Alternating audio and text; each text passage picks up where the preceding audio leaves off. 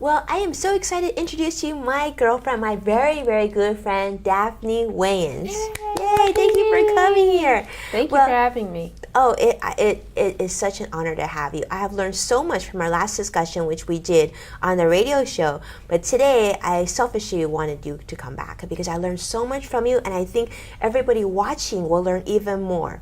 I actually called you the mommy whisperer. Yes. I hope you don't mind because obviously she doesn't even look like a mommy, but you are, right? I am definitely a mommy. I am a mommy first. Even before Daphne, I'm a mommy. Well, talk about that. Talk about how many kids do you have? What does your day look like? I am a mother of five lovely children who some are grown up now. And people think that you only have to be a mom to little kids. So people say to me all the time, like, oh, they're grown up.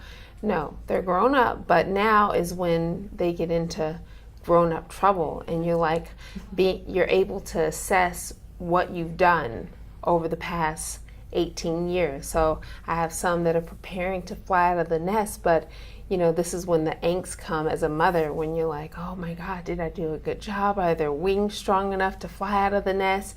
And big things, before you're worried about the corner of the table or them dropping something or hitting their head. This, I'm worried about them driving, and I'm worried about the weather. Every day I wake up and I feverishly check the weather and I go, is it raining? Do they have to drive in the rain today? You are the queen of Google, for sure. Yes, I am the queen of Google. That's my response to everything. Don't ask me anything that can be Googled. So short of how are you feeling today, Google it. Well, selfishly, I wish you wrote a book because you have so many incredible mommy lessons that, especially those of us who are kind of juggling so much. I mean, 5 kids. And not only that, what I love about the first time I met you, you described your children as your best friends, your favorite people in the whole world. They really are my favorite people. It's amazing. Every day I'm like, I get to live with my favorite people. Even though they drive, that doesn't mean they don't drive me crazy and we don't have our little tiffs, but they really make me laugh and bring me so much joy and happiness. And so that is where I fill my cup. I fill my cup with my children because I get so much happiness. And I know it sounds very cliche but when they're very little, you're thinking it's going to wear off or it's going to die. It doesn't. It gets more and more intense. So you love it even more every day. And so your youngest is how old now? My youngest her name is Daphne also, and she's 13. And your oldest? Jolie is 23, so there's about a 10-year spread between them. So that's the thing, you have so much knowledge that you have to put into a book or an app for the rest of us so that I'm we definitely going to do that for you. Yeah, because I know you have shared your mommy-isms to me, to so many of your good friends. And so today we're going to have a fun discussion, okay? So this is something that you and I have talked about privately, those of you who don't know. We've talked about this privately about how it would be great to share financial knowledge to children. Please, right? Please. Oh my God, I wish. A lot of people look to you for mommy advice. Yes. So selfishly, I wanted to have you come about so that we could help other mothers and parents really talk to their children about money. Yes. Because as we know, millennials now, the largest population on the planet, are now having children. Yes. And you are really someone I look to personally for a mommy advice because, as you know, I have young children. Yes. But how do we build a good foundation? I know I have a lot of financial knowledge, and I know I've done a good job with my young ones. But let's talk about let's talk about you personally. Let's talk a little, get some history. So where did you get your money knowledge? Did your parents talk to you about money? No, my parents did not talk to me about money. They never sat me down. But what I recall is that my dad paid the bills. And he was very methodical about paying the bills. And that was the extent. I knew about putting money in the bank. I knew a little bit about savings. And I knew about paying bills. Did you go to the bank? Yes, I would go to the bank. You make money and you pay bills. And you save a little. That was all I knew about making money. And I moved from my parents' house, where they took care of all the finances, to my husband's house, by the time we were married and together, he'd already been making money. So I really didn't learn anything about money until I was well into my 30s. And I had to learn at such a late age. Most of my friends were, I had an abundance of money, which was a blessing and a curse, because I kind of had like a money truck that would come and a money tree I would go and pick money off of. And I still had this magical idea about money and how money worked. I didn't understand it as energy. And it wasn't until I found myself single and divorced that I actually saw my first bill, which was terrifying to me because all of my friends had been paying bills. So I literally looked at the bill and said, what does water and power, what do they have to do with each other, and why are they on the same bill? Right. And I had to call the company and learn step by step, where most people were just paying things right. and learning in that way. So that was the first thing I had to learn about bills. Mm-hmm. And then I had to learn about money. But when I learned about money, I started with learning about it as energy exchange for your time and energy given. Mm-hmm. How you could get that and generate that. And then I found that I had a better handle on it than most of my friends, because I really had to start from step one. Right. Yes, I had to start from scratch. And I had to learn on very baby steps very late. And I had to undo some thinking, which was that I had this magical idea about money, that I had such abundance of money and like a unending well of money. So I had to undo some ideas. Well, that's great.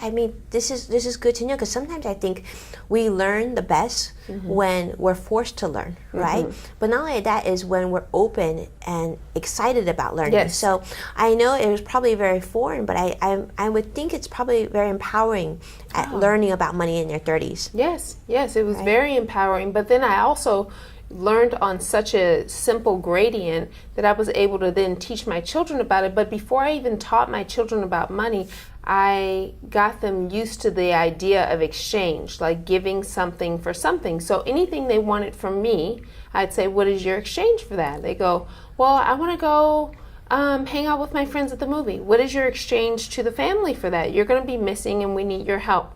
What would you like to do to contribute to us for that? Or if you want me to do something to you, what is the exchange for that? Because I knew that if I was the kind of mom who just gave, and I never got them to put any exchange in, that I would create a kind of criminal idea, which is that you get something for nothing.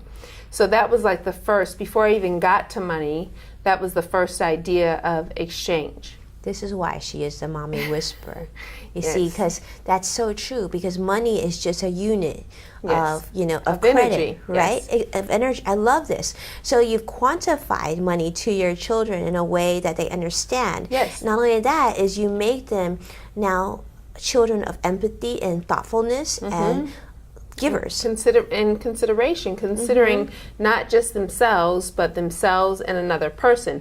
So now they've been doing it for so long that they never just ask for things. Because I see many parents and their children just ask for it. Mm-hmm. And I always say, what did they do to deserve that? Mm-hmm. And not everything is quantified by a task. Sometimes it's just keeping your responsibility in, or it's doing the thing that is hard for that kid. Right. So I have different expectations for some kids. I have one kid who's really genius at school.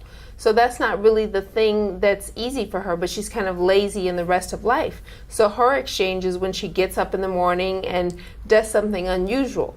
But then I have another kid who is very easy to do things around the house and to get her exchange in, but doesn't want to do things in school, has a very difficult time in school. So when she does that, then I acknowledge that in that way, and it's a very individualized things.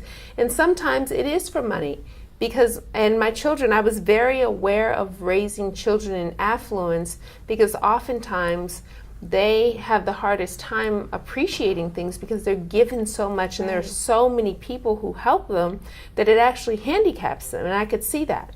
Now, your mommyisms, because this is brilliant, of mm-hmm. dividing the give by energy. Now, did you learn that after you had to face your own money realization, or were you like this even when you were in a household of, like you said, of abundance? I learned how to articulate it later, But remember, I went to college in my home, being a mother and raising a family and having this big lifestyle, kind of celebrity lifestyle with a big staff and managing them all. I didn't know I was CEOing my own little company, but in fact I was. And I later, when I had to articulate to my children, I realized they're going to have to learn these things. Why would I wait until they're out of college to teach them this when I could teach them now? I would sit them beside me and go, here are bills. Help me to do this. This is how much money we have. This is how much we have to spend. And just in these simple terms, rather than, most times people think, put the children away so that they're out of the way and I can handle this. No, they're going to grow into this. And so in the book that you want me to write, which will be Something Mommy Whisperer by the Mommy Whisperer. You must. Yes, one of the chapters is start them how you'd like for them to end. So my whole idea is about reverse engineering. So you go, okay, well, I want them to be confident to leave the nest. In order for me to feel confident, I would want them to know about finances and money and to be responsible in that way. Mm-hmm. So let me just start with the things I'm already doing in my life, because college doesn't necessarily teach you about the application, like how the things apply to life. So you're learning all of these things and you're getting a good education, but then how does that actually fit and function into life? So if I'm sitting there handling things and handling money and as I learn it, I sat them down with me and explained in very simple terms. Right. I love this. Yes. So do along the way. I mean, this is incredible. I want to talk about now with your children today. Would you consider them financially savvy? Like, are they mindful of money? Like, or is there more work to be done? I think there's always more work to be done because they have to, now my children are learning to make money. So some of them now are working and making their own money, and there are things that never occur to them that don't occur for so long until you say, one of my daughters said, I worked for this much. Where did the rest of my money go? And I go, oh, that's called taxes. And she goes, why did they take so much? Well, this is what they take. And then she goes, what are they used for? So then we had to go through that. No one tells you when you have a job that they're taking taxes. And taxes can be this mysterious kind of ethereal thing. Like, what are taxes? Is it a monster? Is it it can be something very scary. So we had to go through that, but there's more learning. I feel like I have so much learning to do myself. Yeah, I love that. I love that. So you're learning with your children. And it's great because your children are now, what's nice about this, I think that as parents, we show children that we're empowered with money. Like we're not afraid of it. We know how to deal with it and we know how to make more of it if we need more of it, right? That's wonderful. So now let's talk about your oldest children, right? Yes. So you have some very successful children that are now, like you said, working on television shows and modeling and whatnot. So compared to their friends, how do you deal with it? I know there's a lot of social pressures for children to always have like the best of everything, especially now in the Instagram community. Yes. It's always image versus perception versus reality. Yes. How do you counter that as a parent? Well, they have a good balance of it. Like the one in particular, Nala, who's the one modeling and working, she has several jobs, but she has something that we didn't necessarily have, which is social media. My children grew up with social media. They don't really know life without it. So she has now a branding agency. She's found herself a branding agency that she works with, and she literally gets paid per post. And this is like a new model that she learned how to. She always wanted to be paid for who she is. And we have very fine examples, the Kardashian phenomena, that show that you can be paid really for just who you are. And she, a lot of people in the family are like, well, you have all these other things that you can be doing. She said, yeah, but I can also be doing this. I have influence and people listen to me, and that has value. That's incredible, isn't it? Yeah, absolutely. Yeah, I love this. And talking to you, I will have to say, I do really feel like you're a CEO now of your household, And think people don't realize sometimes how much goes behind raising children and raising them properly. Oh, yeah. And the experience that you're sharing is incredible. Yeah. Well, let's talk about what advice would you give to the financial industry to do a better job of helping people like yourselves who've gone through being single, divorced? What do we need to do a better job with on that? I think we would do better to make the terms more real.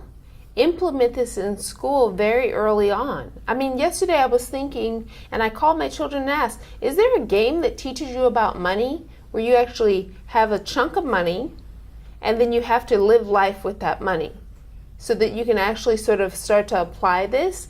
And then how do you invest it and how do you use, there are all these ideas like what's compounded interest, what's interest. Sometimes interest can work in your benefit, but if you have creditors, then it doesn't work in your benefit. Exactly. What is there are a lot of mysteries that come along with this idea. My daughter told me she wanted to rent an apartment, and I said, okay, well, that's fine, that's that amount. And she goes, and I said, but what about utilities? She goes, what are those? She said, what are utilities? So I had to explain to her what all utilities were, and she goes, that's not included in the rent? I said, no. She said, what do I get for the rent? I said, 4 walls and a roof and a floor. I don't know. That's about it. And she goes, so the rest doesn't come with it? I said, it doesn't come with food. It doesn't come with gas. It doesn't come with any of the other bed or things. sheets. It doesn't come with any of those things. So, a lot of times it's just a mystery. And this is why I say you're already paying your mortgage or your rent or whatever it is you're paying as a parent. Take some of the mystery out of it for children. Don't wait until they graduate school and just be paying. Let them contribute. It makes a kid feel very valuable to be able to feel like they can give something back.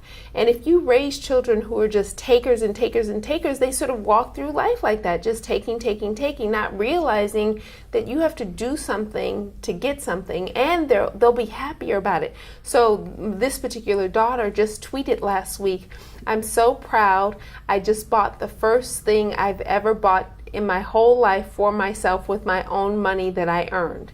And she bought herself a gorgeous pair of Gucci shoes with her money that she earned, that she went to work for, and she felt very good about that. So proud, right? That she accomplished very, something. Very, very proud. And the great thing is people watching this and following her now are inspired too. Yes. Right? Yes. Self-made. She's an entrepreneur. She's a young woman. So it's a lot to be proud of. And she's learning a lot. She works at Universal Studios for an NBC show, her uncle's NBC show, Marlon. And she's learning how to work with a group of people. She's learning so many things. So we call that Wayans University, though.